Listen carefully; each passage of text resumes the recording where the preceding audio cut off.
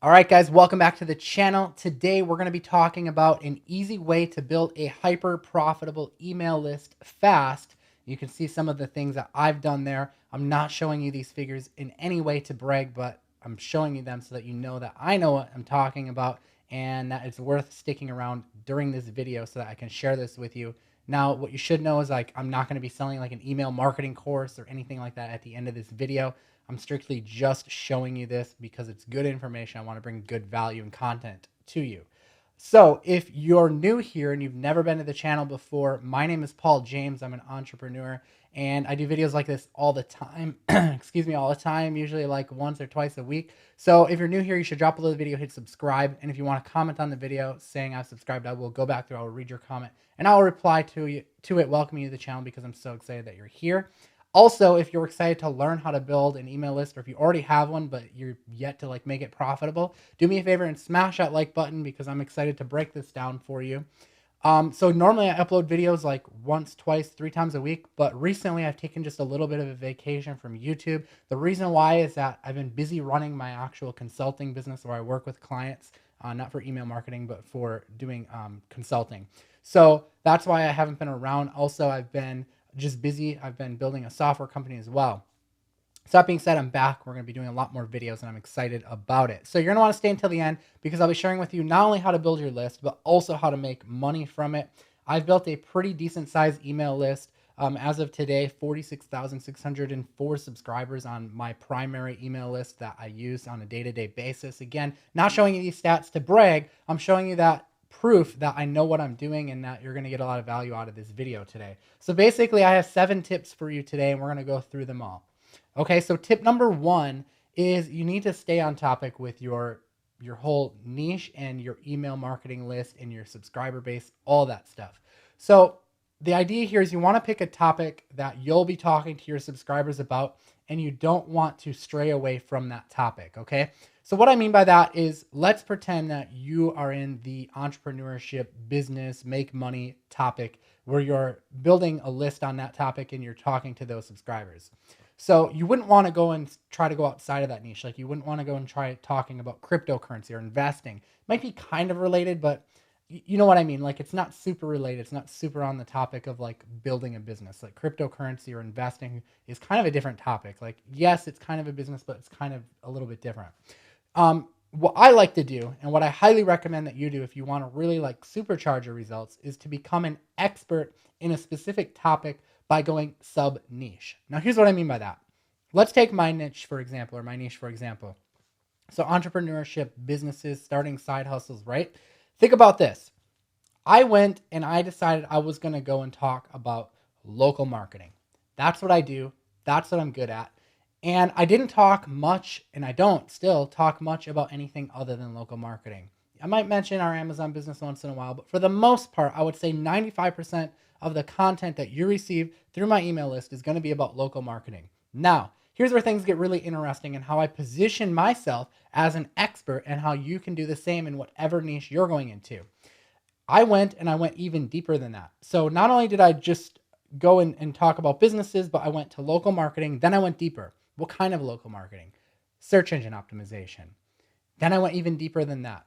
I went down and took a level down and went into maps, search engine marketing for Google Maps. So you can see how I took one topic and I went like 5 layers deep or 4 layers deep on that to actually carve out a spot as an expert. Now, what this does is it puts you in a position where you're highly specific. It's the specialists who get paid, right? If you think about like doctors, like the family practitioner probably does okay, but the neurologist or the cardiologist who works on your heart, those are the guys that make the big money because they are the specialists. So it just kind of makes sense, right? So that's tip number 1. Tip number 2 is incentivize your opt-in. Now, for those of you who don't know, if you don't have an email list yet and you're building one, so maybe you're like a business owner out there, but you don't have an email list yet. So a lot of people, when they're trying to build an email list, they'll just be like, yeah, sign up for my newsletter or something like that, right? And that's not really like motivating for someone. Like, who cares? Who cares about signing up for your newsletter? Like, what are they going to get out of it? So what you want to do instead is give them a reason to sign up for it. And we like to incentivize the opt-in my business. So One way we do that is we might give away like a report, or we might give away a free software. I've done that in the past. I built a huge list by giving away a free software. Now that's a really extravagant example. Most people aren't going to do that. But what can work equally as well is just put together like a free ebook on solving a problem that your audience has and give value. And in order for them to actually get that, they have to sign up to your email list or your newsletter. And the first email that they get after they sign up for it is this report or this tripwire. So that one's pretty straightforward, but a lot of people don't do this, especially people who are new business owners who are maybe outside of the internet marketing world. I see them just like promoting, hey, sign up for my newsletter, or sign up for my newsletter to get, free tips. I mean, that's okay, but it's a lot better if you can actually give something that's like downloadable. Tip number 3, and this is a big one, make your emails entertaining. So what I want you to think of your email like is I want you to think of your emails like a TV series. So literally people are going to open up your emails and they're going to look forward to it because you're going to make it enjoyable, just like your favorite TV series. So smash a like on the video right now if you can understand why that's important. So think about it like this. You come every week to watch your favorite TV series. I just finished binge watching Lost on Netflix. And the reason why is because I look forward to watching every episode. In fact, I couldn't imagine having to have watched that series live and have to wait a whole week for the next episode to come on. That's exactly how you should be trying to structure your emails. So ways that you can do that is storytelling, a really good way. And I just got back from Florida and we went to Disney World. Like we went to all parks down there. Now, one thing that you'll notice in common with Disney, and this was really, really prevalent to me, was that they use a specific outline to tell all of their stories. And maybe a lot of people do this, but like I don't come from that world of like writing stories and making movies and stuff like that. But what I did notice is that every successful Disney movie followed this particular framework. And it's really just like a 4-step framework. So every story that they told had a villain. Every story that they told had like a hero or like a regular person. And then there was conflict that arose inside of that whole thing. And of course, they keep you hooked watching the movie because at the end, you want to see a resolution to that conflict. If you can structure your emails to actually do this and put extra effort into actually doing that throughout your emails, you're going to have people so entertained and so hooked on your content that they're going to want to never unsubscribe. They're going to want to constantly read your emails. So try and do that in whatever content that you're creating. I don't care whether it's a blog post, whether it's a YouTube video, whether it's an Instagram story, although you don't have as much time to do it in an Instagram story. If you can put those 4 components, it's something that I need to get better at doing as well.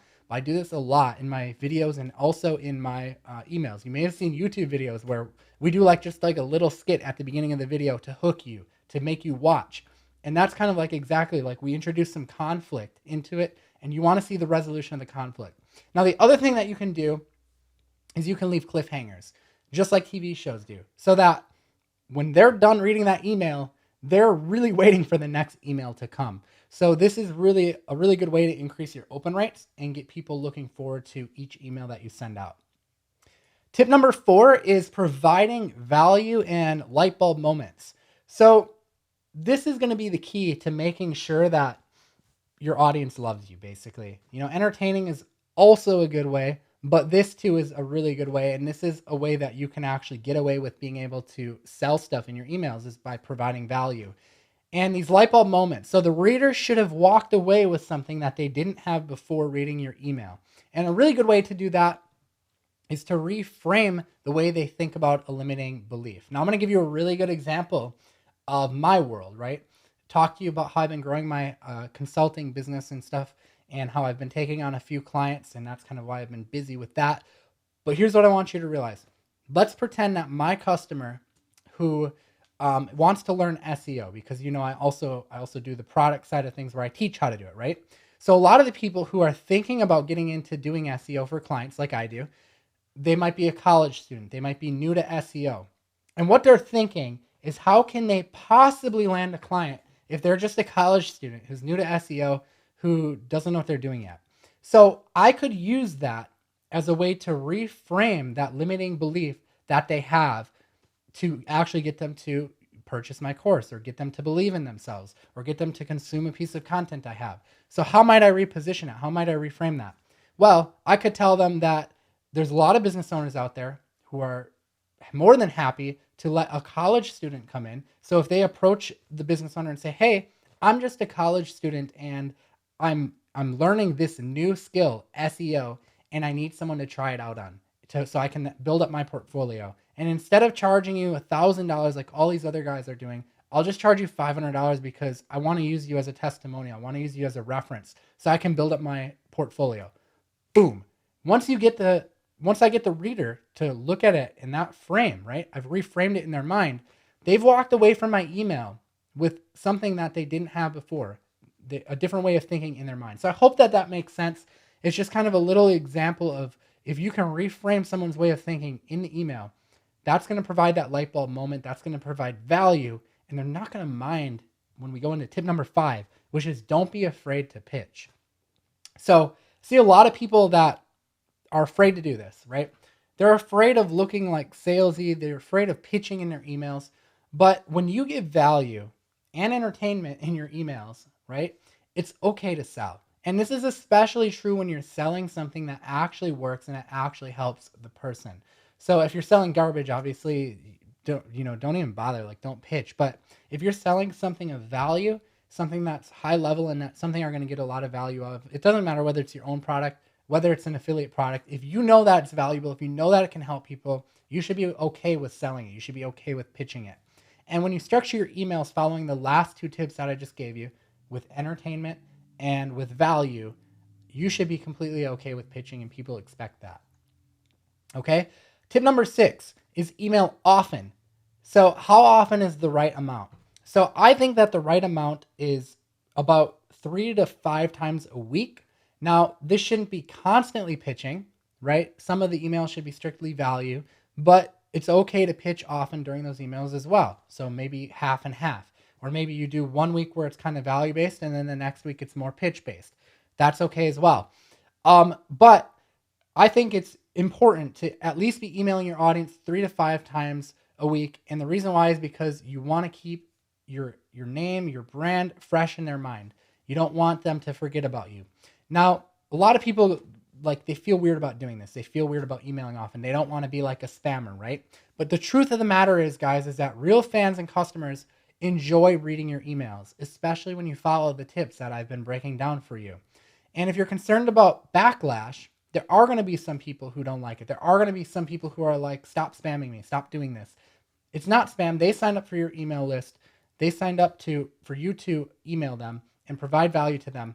And honestly, if you get those small percentage of people, it's really a small percentage, especially when you're following these tips, it's better to part ways with them as soon as you can anyways, because they can go on about their life and find someone that they actually want to look up to. And you can go on about yours and find the right customer for you and the right person to build that bond with and nurture that audience. And you're paying for it. You're paying to keep them on your email list. You're paying every time you send them an email. So don't be afraid about people unsubscribing because you email too often. 3 to 5 times a week is not too often in my experience, and it's fine. You're going to get unsubscribes, part ways with them, and focus on nurturing the customers who actually want to be there, who actually want to read your emails so you can help them. And like I said, what happens when you don't email enough? Your list will dry up. It's going to go stale, and people are going to forget about you. You're going to be old news. So that's important, and a lot of people make that mistake. And then tip number 7, guys, is to build an audience outside of your list, and this goes vice versa. Build a list outside of whatever else you're doing as well. So if you're doing YouTube, if you're doing Instagram, if you're doing Pinterest, you should be building that audience outside of your email list, and you should be using those audiences as well. YouTube, Instagram, Pinterest, you should be using those to build your email list. You might not have that platform forever. Look at MySpace, totally gone, totally wiped off the face of the earth. Imagine if you would have put all of your effort into just building your MySpace profile and no effort into building your email list. You could have built 100,000 followers there. And now with no email list, you're nothing.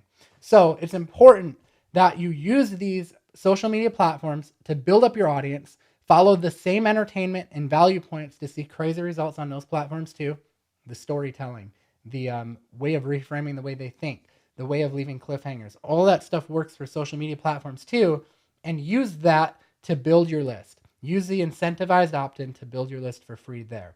All right, guys. So those are the 7 tips to build a hyper profitable email list, and you can do it quite fast. It's pretty easy. It's a really passive source of making money, and it's a great way of helping people as well. If you enjoyed this video, don't forget to smash a like on it. And if you're new here and you're not subscribed, consider dropping below, hitting the subscribe button. And if you comment saying you subscribed, I will read it and I will reply to it, welcoming you to the channel, because I am so excited that you're here with us today. But until next time, guys, I am Paul James. We'll see you in the next video. Peace out.